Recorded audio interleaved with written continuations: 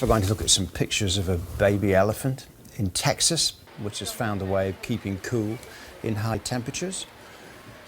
Well,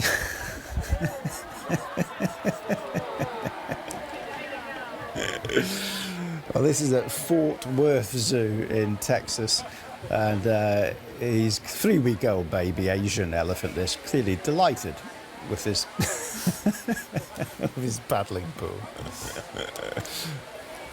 Is it actually laughing? Almost looks like it's laughing.